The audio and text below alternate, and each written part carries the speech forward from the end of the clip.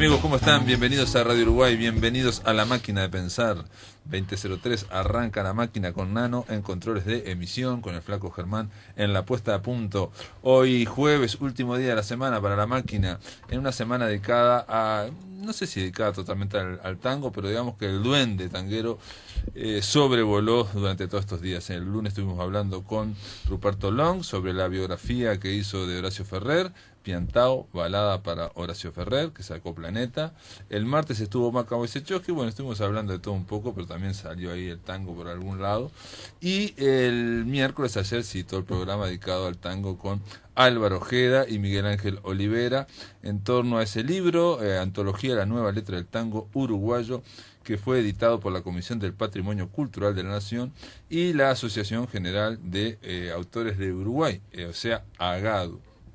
Y hoy le damos la bienvenida a una, no sé si tanguera, milonguera, balsera, Adelaida Fontanini. ¿Cómo andás? Muy bien, buenas tardes. Adelaida Fontanini, sacaste un disco llamado Rincón Querido, Valses y Milonga, pero también tenés una extensa actividad, ¿no? Como sí. pintora y como... Sí, cierto, ¿no? Muchas cosas, sí, hago mucho, muchas sí. Cosas. Sí. En la Casa de los Escritores también. Sí, ahora en este momento... Nos conocimos ahí en el Mercado de la Abundancia. Claro que sí, ahora soy intendenta de la casa, bueno, sí, estoy mucho con la casa.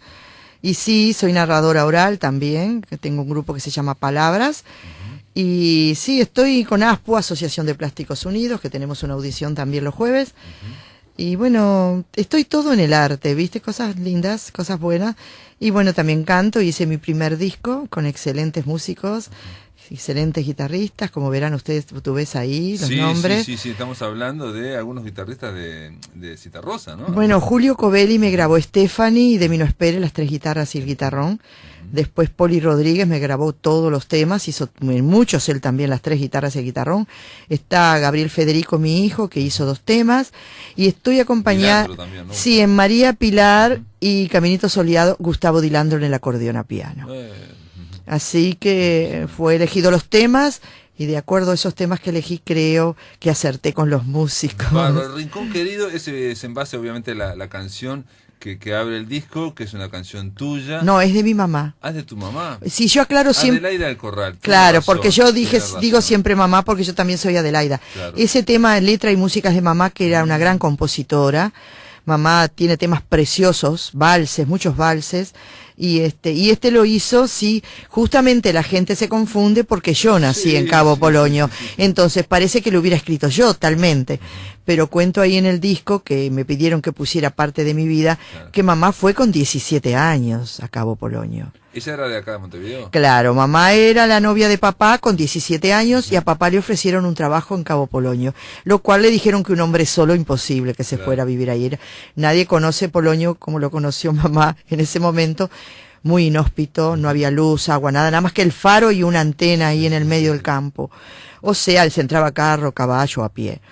Entonces, seguro 17 años. Entonces mamá escribió como si hubiera nacido ahí, porque era una niña en esa etapa. Con un clima muy duro, ¿no? Un clima muy duro, porque yo nací en esa época, mis hermanos vinieron todos a nacer acá a Montevideo, papá pedía la licencia, pero en ese agosto tremendo no paraba la lluvia en el temporal y papá tenía que tener el radiofaro prendido día y noche. Era el sistema Morse, no había teléfono, no habían los helicópteros. No tengo 100 años, le digo a la audiencia, pero ando por ahí. No existía la emergencia. No existía la emergencia. Y entonces, claro, no se podía mover de ahí, pero papá hizo traer una madama de Rocha, que lo cual la mujer se enfermó. Nadie podía resistir estar ahí, pero le daba miedo. Lo cuento ahí. La tormenta arreciaba sin cesar, papá con el radiofaro prendido día y noche, sin la ayuda de mamá, que muchas veces lo ayudaba, para que pudiera descansar. ¿Y por qué? Porque se precisaba... el radiofaro no lo podía apagar. Tenés que tenerlo, alguien tiene que estar atendiéndolo. Siempre, y claro, entonces papá descansaba unas horas, mamá se quedaba atenta, podían llamar de la Paloma, podían llamar, todo por el sistema Morse, te digo la verdad que no era el teléfono que llamás y conversás. Claro, no estaban los celulares. Mauro Calimares, el hermano del encargado del faro, fue a caballo a Balizas, que así se escribe porque lo escribís con B larga. Sí, ¿no? porque balizas realmente se escribe con B larga. Después le pusieron la B corta, que no, balizas es de balizas, balizamiento de balizas. Claro. Pero tengo una historiadora que por suerte coincidimos mucho con ella, y ella aclara también que se escribe con B larga. Bueno, fue a buscar este hombre a caballo, a buscar a doña Leonor, una señora acostumbrada a sus menesteres que atendía a animales y mujeres del lugar. Sí. Me gustó eso. Sí, sabés, ¿no? Que sí, que es así. Claro, más sí, animales sí, que las sí, mujeres del lugar. Claro. Y cuando Mauro llegó ya lo estaba esperando. Doña Leonor viajó tapada totalmente con una capa en el caballo. Arriba del caballo y Mauro al lado, atrás, agarrado de la cola de Noble porque lo tiraba el viento. Tenía que ir agarrado de la cola del caballo, él también tapada. El caballo lo llevó a Cabo Polonio, sanos y salvo, que ahí lo cuento, porque no podía, vos sabés que la arena castiga muy fuerte, te lastima. Y doña Leonor le dijo, yo sabía que iban a hacer. Fíjate que yo nací en el amanecer, quiere decir que de madrugada ella ya estaba esperándolo pronta. Sabía que yo iba a nacer. O sea que ella lo ayudó a tu madre, ¿no? Fue la partera, fue la que hizo la comadrona, que por suerte todo fue normal, los partos eran normales, no era una cosa complicada, y nací normal, y bueno, Cabo Polonio es mi hogar y es mi oxígeno. Yo siempre cuento que a mí me falta el oxígeno acá en Montevideo, en Uruguay. Adelaida, pero entonces, perdón, vos naciste en el Faro, ahí en Cabo en la Polonio, parte del Radio Faro. Y después te criaste, digamos, desde chica. Hasta los 5 años no me moví de ahí. Mirá. Cuando vinimos para Montevideo yo me enfermé, no, ni hablaba ni nada, y no, yo extrañé horrible. Yo tengo ahí fotos en eso cuando era chiquita, que estoy ahí en el Faro. El Faro es eso que vos ves ahí cuando yo nací. Esto es un cuadro al óleo pintado por mí, que no tiene nada que ver porque el mar no está delante, pero si tú mirás, eso era el Faro cuando yo nací. No había nada. Que no había absolutamente nada. Absolutamente nada. Y ahí, te criaste hasta los 5 años, después vinimos para acá, para Montevideo. Después íbamos todos los años porque papá lo nombraron inspector de todos los radiofaros. Papá fue el que colocó los faros eléctricos. Nosotros le íbamos a dar cuerda al faro, no creas. Los muchachos nos divertíamos subiendo los 123 escalones a darle cuerda al faro, que los fareros nos decían, no van, chiquilina, darle cuerda. Era cuerda, ojo. Y papá electrificó todos los faros. El primero lo electrificó con un inglés, que es el que trajo los motores, la Isla de Lobos, después siguió Polonio, y después todos los faros. Entonces papá era inspector, o sea, iba a todos los faros a ver cómo estaban las cosas, y nosotros íbamos a Cabo Polonio cuando él iba a Cabo Polonio, y era mi hogar. No, pero aparte, te permitió por lo menos conocer otras, si fueron a la Isla de Lobos o esto, ¿no? No, yo no la conozco, no, papá viajaba solo, lo de eso. Y bueno, Adelaida, y Rincón Querido se basa en esa canción que puso la letra y la música tu madre, ¿no? Y vos la grabaste ahora en este disco. Vamos a escucharla, ¿te parece? ¿Cómo no? Vamos a invitar a escuchar esta canción llamada Rincón Querido, que nos acompaña Poli Rodríguez. Y cantada por Adelaida Fontana. Fue cantada por mí.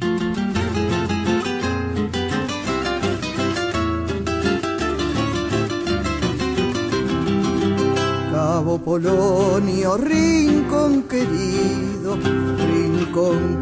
de mi niñez, donde nacieron mis ilusiones y tú alentabas con tu altivez. Estás erguido sobre una roca, naturaleza de mi Uruguay, y con tus luces maravillosas alumbras toda la inmensidad.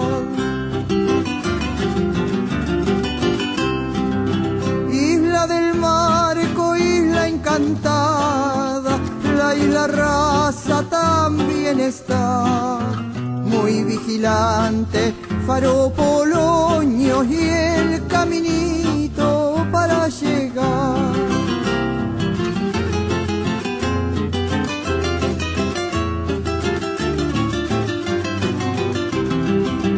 Es el farero sacrificado, hombre valiente, hombre de mar, que por las noches siempre vigila por si algún barco pueda encallar. Tienes la fauna de lobos finos, lobos pelucas, lobos de mar, también la pesca que complementa tanta riqueza que nos da el mar. Isla del Marco, isla encantada, la raza también está. Muy vigilante, faro Polonio y el caminito para llegar. Muy vigilante, faro Polonio y el caminito para llegar. Era Adelaida Fontanini, Rincón Querido, era esta canción que da título a este disco de valses y milongas, solamente para mencionar algunas, digo, porque te metiste con cada milonga y cada valse, que no son fáciles, ¿no? No. Te metiste, bueno, con María Pilar, de la famosa canción de Teresa Parodi, pero que sobre todo Citarrosa la hizo famosa, Stephanie de Citarrosa, que es un hit, Sí. Milonga de Ojos Dorados de Citarrosa, cantás. Sí, sí. Es, Qué atrevida. Sí, no, es meterse en camisa de 11 varas. Después Caminito Soleado de Lepere Gardel. Y bueno, vamos a pasar solamente una, ¿no? No me acuerdo cuál vamos a pasar. Ah, los boliches. Tal vez de Nacho Suárez. De Nacho Suárez y Yamandú Palacios. Trato que siempre sean autores uruguayos, que por también supuesto. la cantaba Citarrosa esa. Sí, claro, Sí, con sí. su voz tan hermosa. Para elegir estos temas, ¿cómo hiciste? Bueno, yo los para elegí porque seleccionar? son los que me gustan, porque yo no puedo cantar lo que no me gusta. Si me piden algo que yo conozco y sé cantar y no me gusta, no puedo cantarlo. Si no siento la letra, lo elijo por la letra. Todos esos temas, Viejo Jardín, me llamaron una vez a la radio que me entrevistaron las X4, una señora de 90 y pico de años, porque es un vals, ese ilusorio jardín del recuerdo. ¡Qué añares! Lo cantaba Gardel. Entonces, es un vals precioso, que tiene una letra preciosa, y lo cantaba mi mamá. Ajá. Cuando lo escucho en la radio, dije, lo tengo que cantar, lo grabo. Y bueno, y Te Olvido. ¿Y pero por qué te llamó esa señora? Virgilio San Clemente, esa señora de Sí, es de 94 Virgilio San... años. Y porque lo escuchó el vals y bueno, Se se sorprendió. emocionó y le gustó y... Claro, porque eso sí lo recuerdan. Te Claro, Olvido es otro claro. vals antiguo. Bueno, hay a quien lo canta. No, pero ahora no se escucha mucho Te Olvido. Viejo Portón también, ¿no? Ese no lo canta nadie, ¿sabes? Un vals hermosísimo, la letra te hace llorar. Yo tengo una señora que es brasilera que lo canto 20 veces, las 20 veces llora. Trato que se ponga lejos de mí porque Viejo Portón es precioso. Es una poesía. Es una poesía. Jazmín del País, obviamente. De Benavides. De Sí. el Bocha Benavides. Eso me lo piden mucho y mi Sí, guitarra, sí. Poli Rodríguez, el gran el que me grabó todos esos temas, es un gran sonidista, es un espectacular guitarrista, es, pues, te digo, alumno de Covelli, y claro. y mi hijo estudió tanto también con Poli, que lo sacó divino y él, yo qué Pero sé. me decía fuera del micrófono que vos lo que te gusta realmente, te gusta, digamos, el folclore. Es el folclore. Yo te decía que tenés una voz un poco tanguera, pero bueno. Sí, puede no ser, sé, sí. dejo tanguero. Sí, yo con mamá cantaba todo el día tangos con la radio, que era lo que había antes, ¿eh?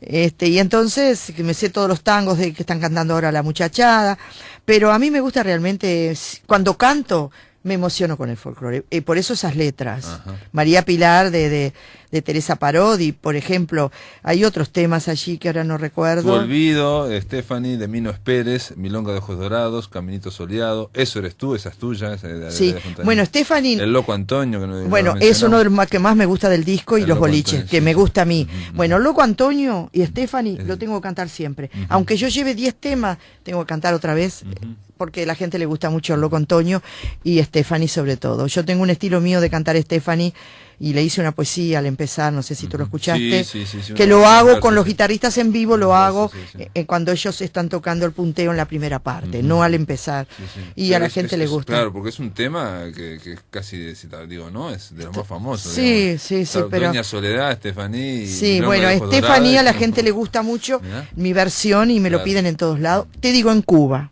Mirá, bueno, En pero- Cuba me conocen por Stephanie. Ahora les llevé el disco, quedaron felicísimos. Qué bien, qué Stephanie soy yo. Entonces, en todos lados que voy a Cuba, canto temas nuevos. Y Stephanie, claro. me gritan, Stephanie, Claro, bueno. claro. Encima de Laida, ayer hablábamos con Miguel Ángel Olivera y con Álvaro Ojeda Sí. de que hay como una especie de renacimiento, bueno, un poco, Sí, sí, no sé sí. si renacimiento, pero un nuevo surgimiento, un nuevo impulso del tango. Sí, Y bueno, ellos hablaban de las letras, obviamente, porque les interesa que se generen nuevas letras. Y yo les planteaba el tema de los intérpretes, porque es muy, muy importante que haya músicos de tango, que haya letras buenas y nuevas, pero que haya intérpretes nuevos. Intérpretes de ¿Vos tango. ¿Cómo lo ves ahora Mirá, el otro día estuve en Panorama. Cienarte, viste Sí. ahí que están con los jóvenes músicos y cantantes. De ahí han surgido muy buenas cantantes. Ajá. Jóvenes Está. que cantan muy bien, Y bueno, como decís tú, y bueno, no todos.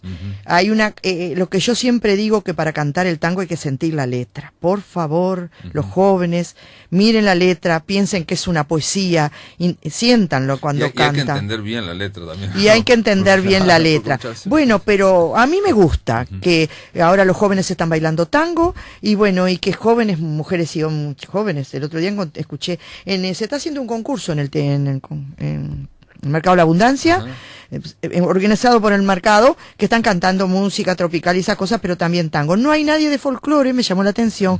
Y bueno, y ahí van a surgir, bueno, porque es un concurso. Pero a mí me parece bien que los jóvenes lo hagan. En algún momento se van a dar cuenta y van a sentir esa letra. Sí, es impresionante. Porque las letras... Y el folclore, que está capaz de capa caída también, pero digo, en el interior... Ahora hay pocos cantantes. Pero la última encuesta de consumo cultural dijo que lo que más se escucha en el país, los uruguayos, es el folclore, ¿no? Sí, entonces, creo que pero sí. Por lejos, ¿no? Sí. El porcentaje es altísimo. Por supuesto. No nos podemos dejar llevar muchas veces por lo que se escucha solo en Montevideo, ¿no? No, o sea, por supuesto que no. Yo más siempre digo, dicen en el interior, no, para mí no hay interior. Son otros departamentos. Y los grandes músicos, autores, compositores, ¿dónde son? Sí. Pensá Tacuarembó. Bueno, Tacuarembó es la cuna de los grandes cuna de compositores todos. y autores espectaculares. Y bueno, y Durazno. Yo tengo gente de Durazno impecable. Adelaida, este disco está realizado con apoyo del Fondo Nacional de Música. Sí, por suerte. Se está distribuido, se vende. Mirá, yo te voy a decir, no me vas a creer. ¿Qué? Yo hice 400 discos. Sí. 50 llevé a Cuba y 30 a Ecuador. Eso aparte, más Sí. lo que llevo. Y yo tuve que hacer 200 más porque no tenía para llevar a Ecuador. Y no lo llevé a ninguna disquería. Los vendo así. Bueno. Ahora me llamaron por el celular una cantidad de gente, me dice mi amiga que lo quiero tu disco. Entonces lo estoy vendiendo así. Bueno, entonces a los amigos que les interese, llaman acá a la máquina de pensar o escriben a ¿Cómo máquina no? de pensar @net y nosotros le damos el celular de Adelaida, le damos ¿Cómo no? contacto con Adelaida. Encantada. Gracias por estar acá, Adelaida. Gracias a ti Fontanini. por invitarme. Nos vamos con Los Boliches. Bueno, ¿No? una de mis Uno de tus preferidas. preferidos, con letra de Nacho Suárez y... Música de Yamandú Palacio. Muchas gracias. Chao. Otra vez los boliches nocturnos, amarillos de sueños perdidos, quiñeleros de suertes extrañas, azulados en humos y vinos, viejas radios rezongan canciones, un gardel arrullando su trino, y en la mano madera de un tango, un borracho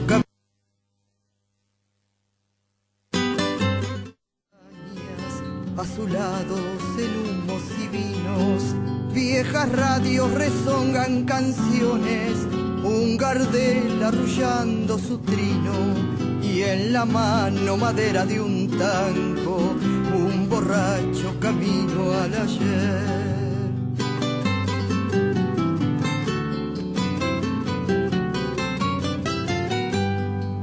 Desgastadas paredes que miran sin fervor, sin asombro las cosas, por el ojo de buey descordado de un reloj que hizo el tiempo y murió. Opacados espejos que imitan otra vida mejor o la misma, marioneta de pan en la niebla, tras un sol empañado de alcohol. La soledad con el alcohol suelta un gorrión que por el aire del alma se va. Con el alcohol, la soledad, tibio gorrión que por el aire del alma voló.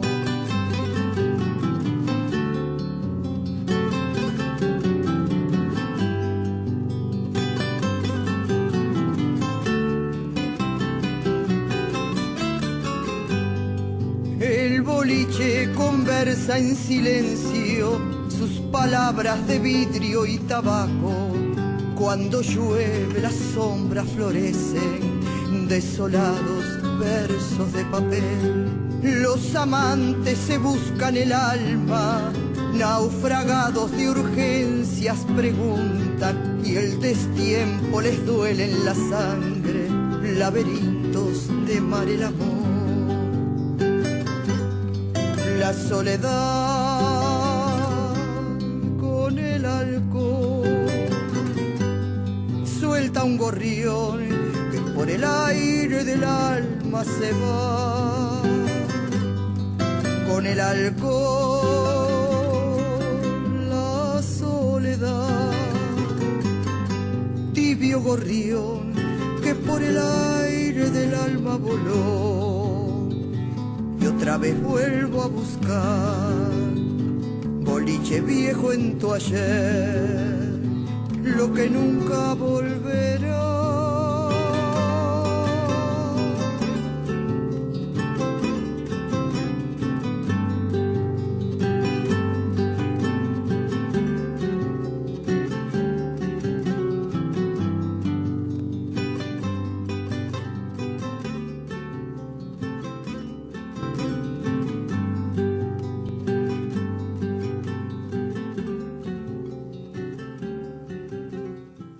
Amigos, ahora vamos a darle la bienvenida aquí en la máquina de pensar al profesor Enrique Méndez Vives. Profesor, es de historia, abogado, es alguien que vive desde hace muchos años en España y en Barcelona, ¿no? Exacto. Desde el año 77 me decíamos, yo Sí. vivo acá, desde Barcelona. El segundo apellido Vives es catalán. Es catalán, efectivamente. Sí, sí. Así que Mi abuelo materno llegó a Uruguay, yo me llamo como él, Enrique.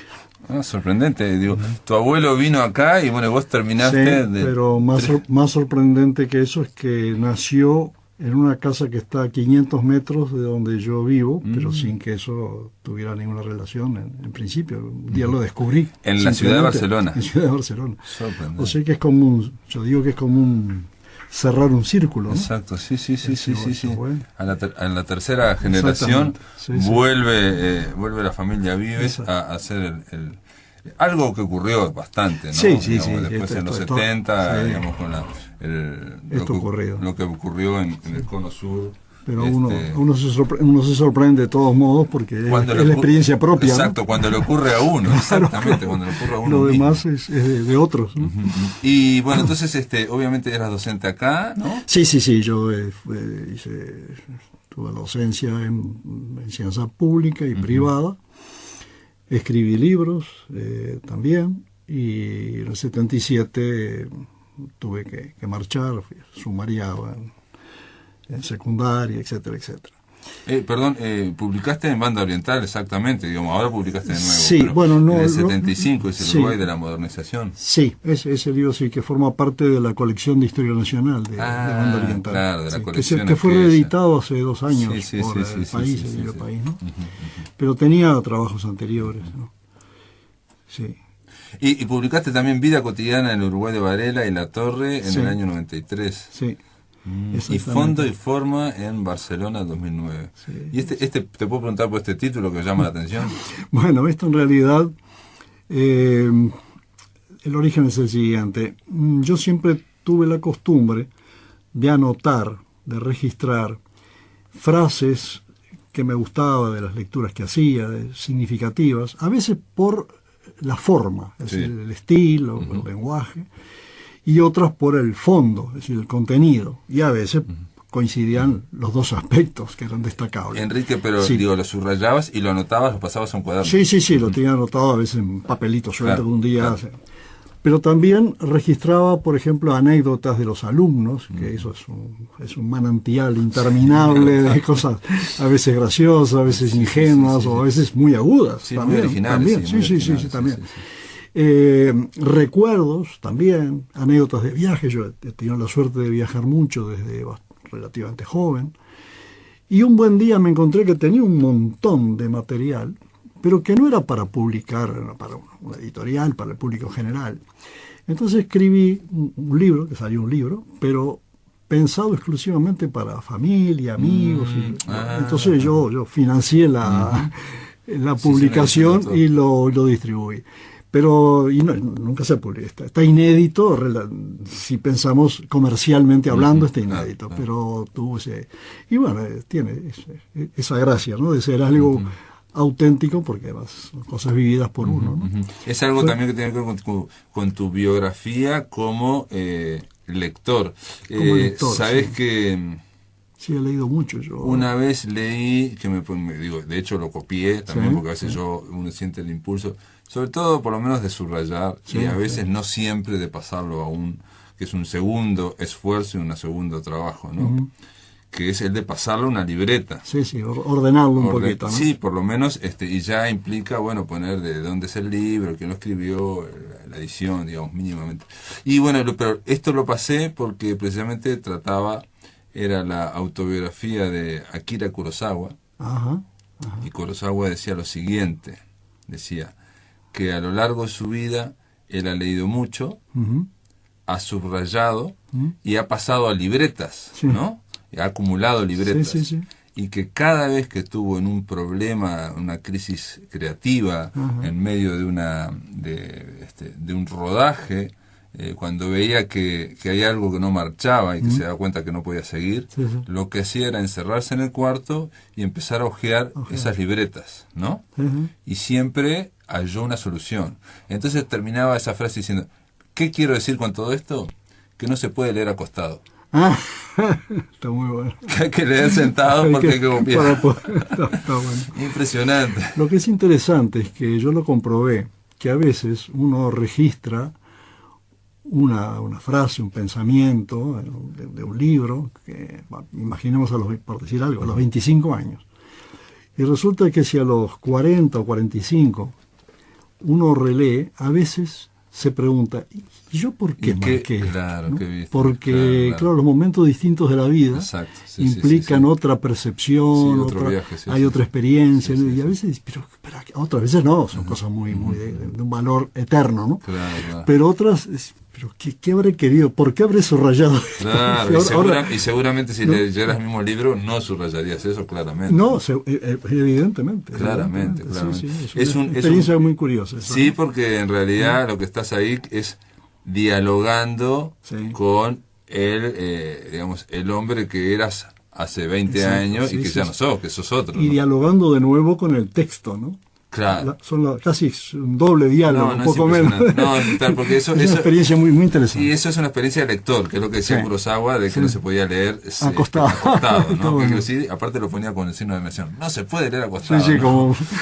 como una proclama, claro, casi. Retando al lector. ¿Y por proclama. qué? Porque eso es algo maravilloso. Todas estas cosas, normalmente los lectores no las llevan a la conciencia, o sea, no las llevamos a la conciencia, ¿no? De que cada lectura, cada alguien que está abriendo un libro es alguien dijo que es una especie de haz o de encrucijadas de lecturas. Sí. Y cada una distinta. Claro. Y el mismo lector también es diferente en la encrucijada de lecturas a los 20 que a los 40 años. Cada momento de la vida en realidad es diferente, ¿no? Claro, pero con respecto a la lectura en consenso, ¿no? Con lo cual implica que ese miedo que tienen muchas veces los escritores de no ser original es casi imposible. Sí. No, además depende mucho del estado de ánimo también, ¿no? Uno lee algo en un momento determinado y en otro momento el estado de ánimo es distinto y se percibe, las cosas se sienten diferentemente, o se piensan, o se relacionan de manera distinta. Enrique, esta es la última pregunta personal, digamos. Y en algún momento no tuviste lo que algunos han dado en llamar el impulso autobiográfico, que es de escribir cosas sobre uno. Porque digamos, ese impulso primario lo tiene todo el mundo, que es verse abrumado, verse asaltado por un recuerdo que uno no piensa. Entonces, lo primero que hace es contárselo al lado, ¿no? Lo tengo escrito. ¿Ah, sí? Sí, se llama maleta de recuerdos, porque es como tener una valija. Bueno, maleta es el término usado en España, nosotros llamamos la valija. Valija, no, valija de recuerdos. Maleta todavía se usa. Sí, claro. En maleta de recuerdos, y ahí tengo registrado mi primer recuerdo, que es de los 3 años, primer recuerdo, y a partir de ahí hasta hace 3 años, pues ahí terminó el recuento. Pero sí, hay mucha cosa, como cierto. Pero bueno, eso es de valor para la familia prácticamente. Bueno, para no, los amigos. sí, no es importante. No, y aparte la propia escritura, algún efecto interno tiene en el que lo escribe, ¿no? Sí, sí. En tu caso lo escribiste, digamos, pero nunca llevaste un diario, ni No, son simplemente ¿Y cómo hiciste para acordarte de todo? No, lo que pasa que es, bueno, simplemente ejercicio de memoria. Ajá. Porque además hay cosas, es otra cosa curiosa, que muchas veces uno ignora cosas que realmente las sabe, las recuerda, y si haces el esfuerzo de la memoria, aparecen cosas que si no habían estaban escondiditas por ahí. Yo creo que uno acumula todo lo que ha vivido, ¿no? Inclusive los falsos recuerdos. Por ejemplo, yo durante años estaba convencido que había visto al Graf Zeppelin volando sobre Montevideo. Yo tengo 81 años, ¿no? Así que aparentemente, bueno, puede ser. No, imposible. Cuando el Graf Zeppelin voló sobre Montevideo en junio del 34, yo tenía 7 meses, lo cual difícilmente puedo. Pero ¿qué ocurre?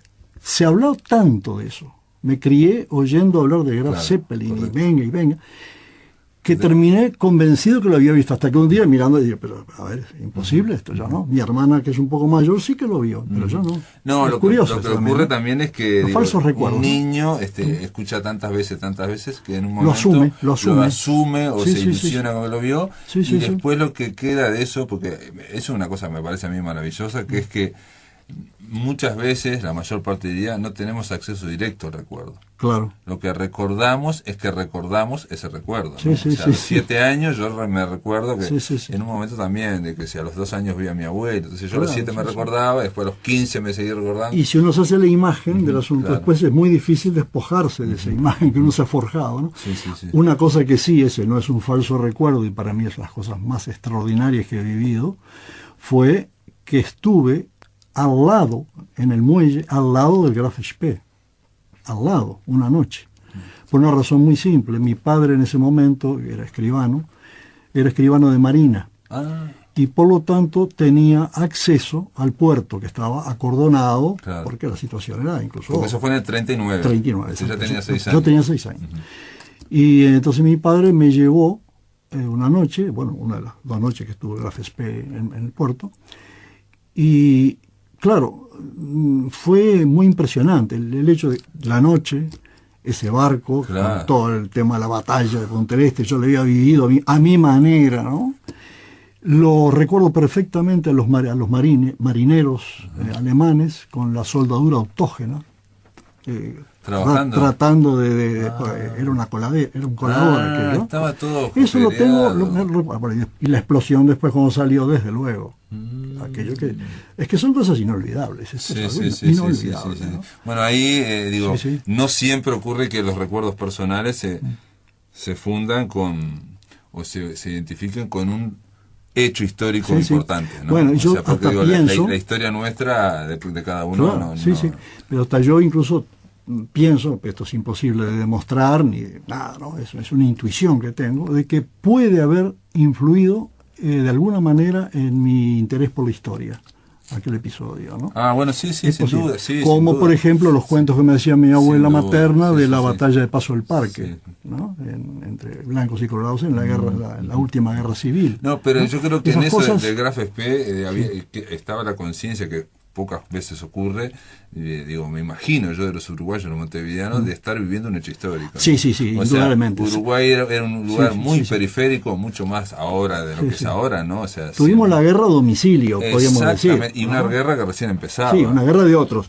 Y menos mal que era de otros. Bueno, pero era algo central que ocurría en Europa. Y Uruguay tuvo un papel importante en ese episodio, ¿no? El gobierno uruguayo tuvo una situación, una papeleta difícil, ¿no? Es como ver la historia mundial ahí un momentito, ¿no? Además con la gente muy dividida, porque en el comienzo, al final no, pero en el comienzo de la guerra, recordemos que en Uruguay había muchos pro-alemán, muchos. Porque las cosas no estaban definidas. No, claro. No había buenos y malos, como después quedó bastante claro, ¿no? Correcto, sí. Así que como, era un... Para llevar un paralelo, yo diría que es como la guerra de Yugoslavia cuando empezó entre Serbia y Bosnia. Sí, ¿no? sí. O sea, uno no sabe, es algo que está ocurriendo. Hasta que después más o menos simpatía. se define mejor por hechos que a veces son, bueno, en el caso de Alemania muy claro, ¿no? Pero en ese momento... Sí. Por el relato que se hace después, exacto, por la literatura. Claro. Yo recuerdo también cuando pasaron, yo vivía en Aramburu y San Martín, y pasaron el entierro de los que habían muerto en la batalla de Punta del Este, los alemanes, muchachada joven, los supervivientes, ¿no? En bañaderas, aquellos autobuses descubiertos que había, ¿no? Y yo recuerdo la gente muy en silencio, muy respetuoso, pero seguramente sintiendo, bueno, en ese caso no importaba mucho fueran ingleses o alemanes. No, claro. Había un hecho de la muerte de gente joven. Exacto, ¿no? la gente joven, y ahí estaban las consecuencias de la guerra. Y claro. Que ahí, todo eso impactó ¿no? muchísimo, y por eso... Enrique, dime. te voy a pedir que aguardes un momento, sí, vamos no. a una pausa, amigos, no. y seguimos conversando aquí en en la máquina de pensar con el profesor Enrique Méndez Vives. En el aire de Radio Uruguay, La Máquina de Pensar. Amigos, estamos conversando aquí en la máquina de pensar con el profesor Enrique Méndez Vives. Él reside en España desde hace muchos años, desde el 77. Es abogado, es profesor de historia y acaba de publicar aquí en Uruguay 500 años, lo esencial de la historia uruguaya. Y bueno, se plantea como que este libro, Enrique, viene a llenar un vacío en la bibliografía disponible en la actualidad. Llama la atención esa frase que es muy fuerte en un momento en que hubo una producción historiográfica muy importante, ¿no? Sí, pero es que son aspectos diferentes. Uruguay tiene la suerte de haber tenido y tener excelentes historiadores, hay excelente material para conocer nuestra historia y se sigue produciendo, incluso yo creo que a un ritmo creciente, ¿no? Se trabaja mucho en ese campo. Eso es así. Pero, ¿qué ocurre? Lo que faltaba era un libro de síntesis de la historia. Es decir, el conocimiento que en general tienen los uruguayos de nuestra historia, yo diría que es fragmentario. La gente ha estudiado historia, todo el mundo ha estudiado en la escuela, el liceo, en fin. Pero nunca ha logrado, casi nadie logra, ir desde los orígenes hasta tiempos más o menos recientes. Tener un hilo conductor, una podríamos cronología. llamar. Claro, tener un hilo conductor, ¿no? Tiene elementos fragmentados. La Guerra Grande, sí, algo se acuerda. El periodo artiguista, que es quizás lo más conocido, claro. ¿no?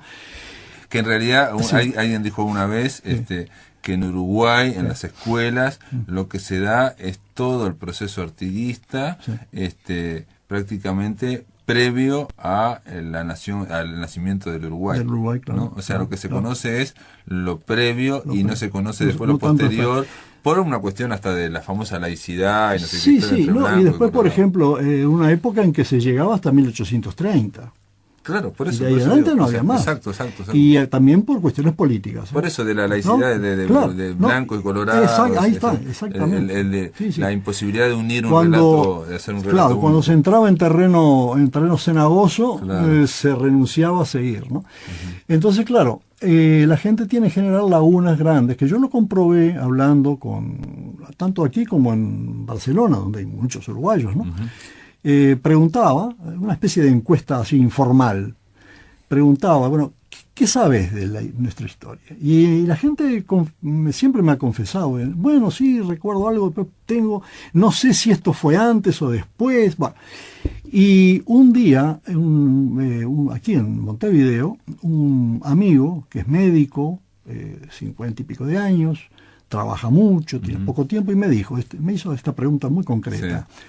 Mirá, me dijo, yo hace tiempo tengo ganas de repasar la historia nacional, y por esto, ¿no? Porque tengo mis lagunas, en fin. Sí. Dice, ¿qué me aconsejás? Tiene que ser breve, claro. Y además que abarque toda la historia.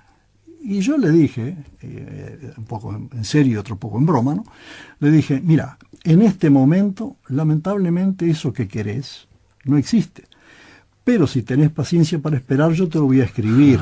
Pero más como casi una broma, claro, una salida, ¿no? Aunque la idea la tenía, la tenía. Y esto fue, y esto se lo he dicho muchas veces, fue como aquel empujón final que uno necesita a veces para afrontar determinado tipo de tarea, ¿no? Porque fue una empresa complicada, de mucho trabajo. Bueno, y me puse a trabajar en eso. Y porque pienso yo que por un lado implica una gran búsqueda de material, de fecha, y por otro lado una gran disciplina para sacar todo.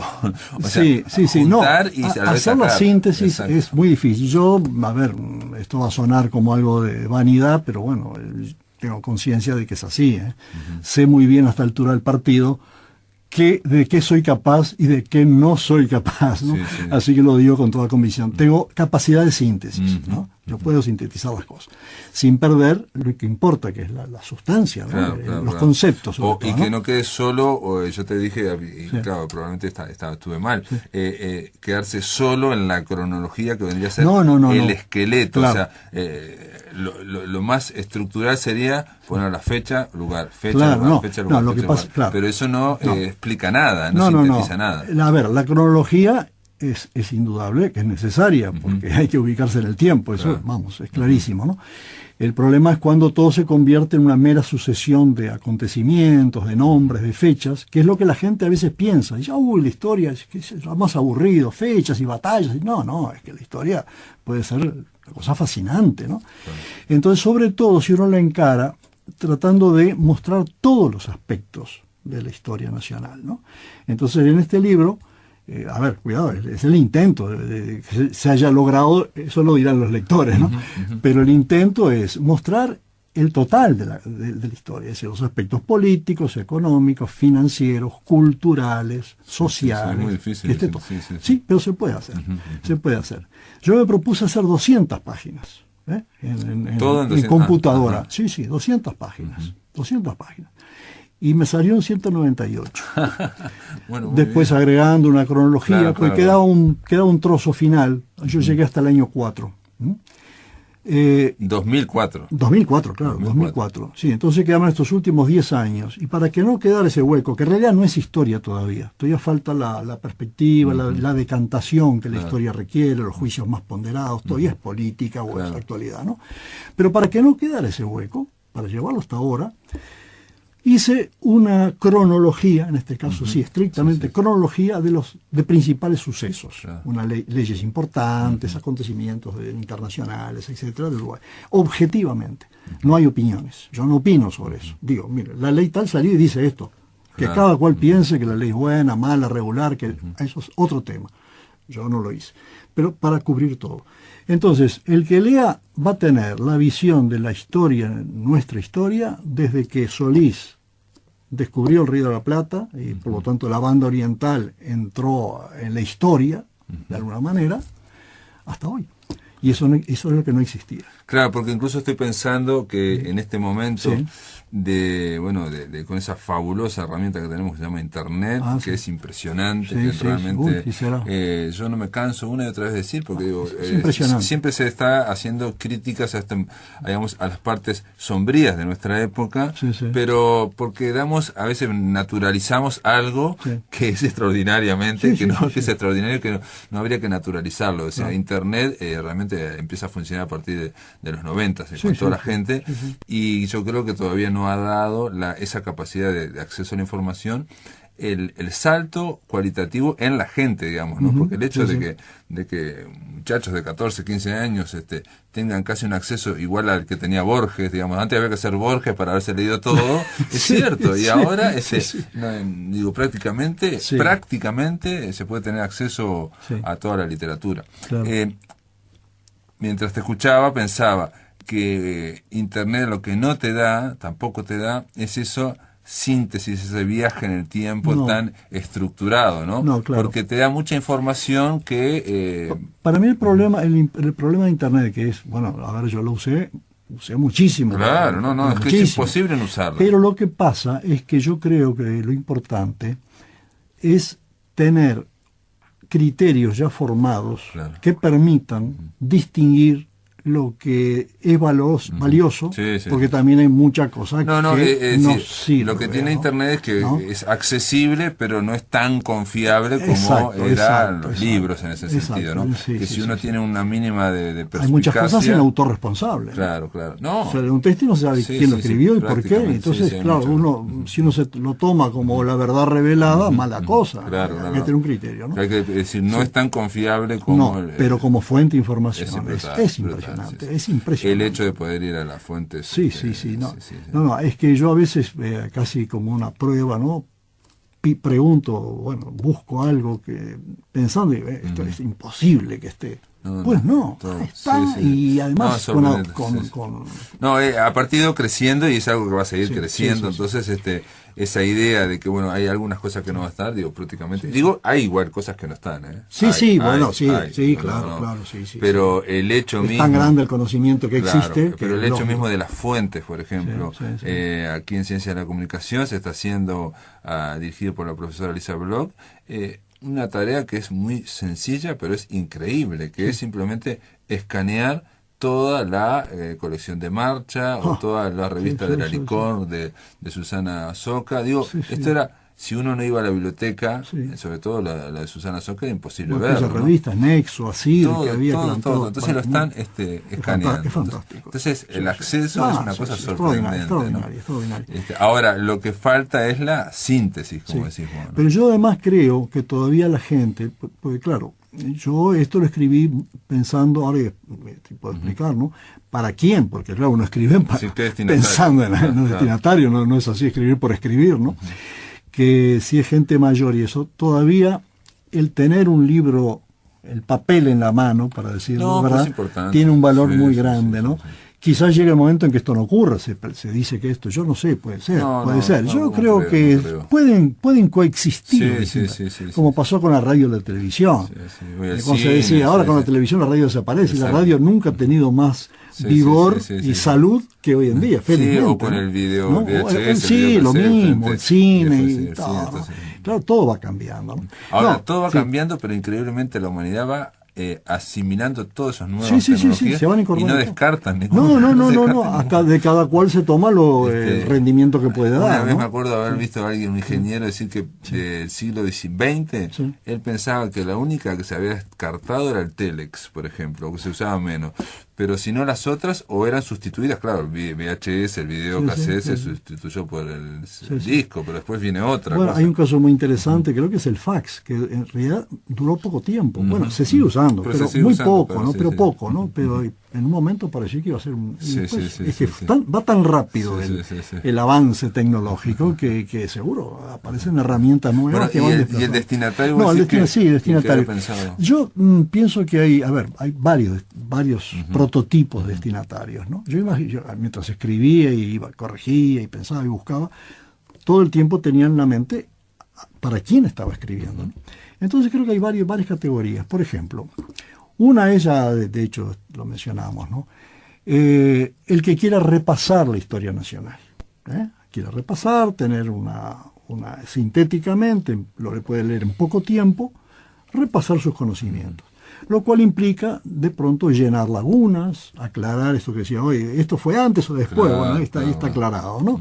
Ese tipo de cosas. Ese es un lector para el que pienso mucho. También me interesa, porque de hecho es mi situación, la de el uruguayo en el extranjero. Uruguayo en el extranjero. Y como derivación, los descendientes de uruguayos que de pronto son españoles o italianos o franceses, ¿no? Digamos, hijos o nietos. Como una presentación del Uruguay. Mis nietos, yo tengo 4 nietos, todos catalanes, los mayores me estimularon mucho para escribir esto. Claro. Nosotros lo que queremos leer esa historia, porque esa historia también es nuestra, aunque ellos no hayan nacido aquí. ¿No? Y claro, hay un afecto además al país, mucho afecto. También pienso que puede ser útil, estoy casi seguro, o espero que sea así, para los estudiantes mismos, que puedan tener, frente a la preparación de un examen, un resumen, tener un material ya resumido que les pueda servir por lo menos de base para su trabajo. Eso es un poco así. También, eso más que pensamiento mío, me lo han destacado otras personas. Para los extranjeros que llegan a Uruguay y que quieren saber, bueno, a ver, la historia de este país, ¿dónde estoy? Que me voy a leer 1000 páginas de libros, no, imposible. En cambio, un libro breve, claro, eso quizás lo lea. No, pero una forma también de, siempre lo mismo, ¿no? Uno va hacia la historia para tratar de explicarse alguna singularidad. También, claro. Bueno, y otra cosa importante, que no la mencioné y creo que es importante mencionarla, porque si no queda un poquito coja la idea, ¿no? Es que cada capítulo lleva una bibliografía. De esta manera, el libro se convierte, yo hago un poco esa metáfora, ¿no? El libro es como un corredor y hay muchas puertas. Entonces, voy por el corredor, bueno, lo que veo en el corredor ya me puede alcanzar para tener una idea general, pero si un tema me motiva a decir, bueno, esto es breve, me gustaría saber más. Claro. Bueno, abre la puerta correspondiente y ahí va a tener una bibliografía de libros más amplios, de gente que sabe más que yo, por cierto, que le van a aumentar. Otro capítulo, bueno, ya está, con esto ya me sitúo, ¿no? Sí. Bueno, pues la puerta que ya no la abre y no hay problema, nadie se lo va a recriminar. Claro, pero no es la idea de también del libro como algo acabado, sino algo interconectado. Exactamente, con algo vivo, porque además yo creo que un libro siempre requiere un diálogo, ¿no? Que el lector dialogue, ¿no? Y bueno, volvemos al comienzo de esta charla, el diálogo entre uno y entre los distintos. Entonces el libro tiene esa bibliografía, que no es exhaustiva, evidentemente, pero sí amplia, o sea que